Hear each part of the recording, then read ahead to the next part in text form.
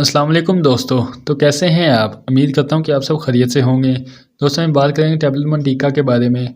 Tablet मंटीका किस चीज़ के लिए इस्तेमाल की जाती है और इसका तरीका इस्तेमाल क्या है। दोस्तों वीडियो शुरू करने से पहले आप सबसे गुजारिश होती है कि जिसने अभी तक मेरे चैनल को सब्सक्राइब नहीं किया, मेरे चैनल को सब्सक्राइब कर लें और बेल आइकन के बटन को प्रेस कर लें ताकि आने वाली तमाम ऐसी वीडियो आप तक बर वक्त पहुँचती रहें। और अगर वीडियो पसंद है तो वीडियो को लाइक करें। चलो दोस्तों चलते हैं वीडियो की तरफ। दोस्तों टैबलेट मंटीका जिसमें फार्मूला मोन्टिलोकास्ट सोडियम होता है और ये 10 mg में पाई जाती है। वो 5 mg में भी होती है और 10 mg में भी होती है। दोस्तों की पैकिंग की बात करें तो एक पैक में तुम्हें 14 टैबलेट होती है और ये सामी की कंपनी से तैयार करती है, जो कि अच्छी कंपनी है, अच्छी मेडिसिन प्रोवाइड करती है। दोस्तों बात करें टैबलेट मंटीका किस चीज़ के लिए इस्तेमाल की जाती है। दोस्तों टैबलेट मंटीका दमे के पेशेंटों के लिए इस्तेमाल की जाने वाली टैबलेट है। या वो लोग जिनको सांस का मसला हो या सांस की कोई एलर्जी हो, उसके लिए टैबलेट मंटीका का इस्तेमाल कर सकते हैं। इसके अलावा ब्रोनिकेटिस में इस्तेमाल होती है या एयरवेज को साफ़ करती है, जिससे सांस लेने में आसानी होती है। सांस की नालियों में अक्सर रेशा या कोई चीज़ होती है जिसकी वजह से सांस लेने में प्रॉब्लम होती है।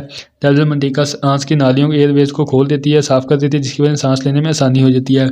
या ऐसे पेशेंट जिनको बहुत ज़्यादा कफ हो यानी खांसी हो, ऐसे पेशेंटों के लिए टैबलेट मंटीका का इस्तेमाल करवाया जाता है। या ऐसे लोग जिनके गले में दर्द हो या गले में खारिश हो या चलते फिरते थकावट महसूस करते हो या चलते फिरते सांस के में तकलीफ़ आना शुरू हो जाए, ऐसे पेशेंटों के लिए टैबलेट मंटीका का इस्तेमाल करवाया जा सकता है। दोस्तों टैबलेट मंटीका सांस के लिए इस्तेमाल की जाने वाली टैबलेट है।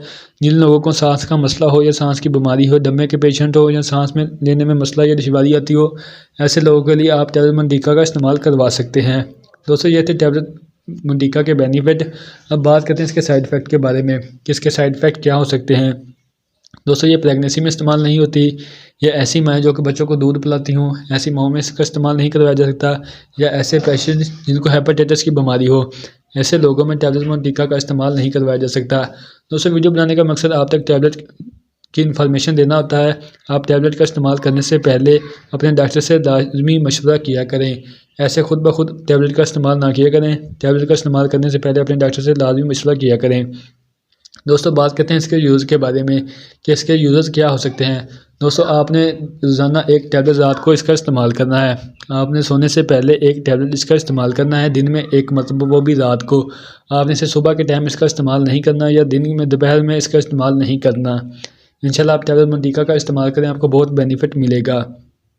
दोस्तों ये थी आज की छोटी सी वीडियो टैबलेट मंटीका पर।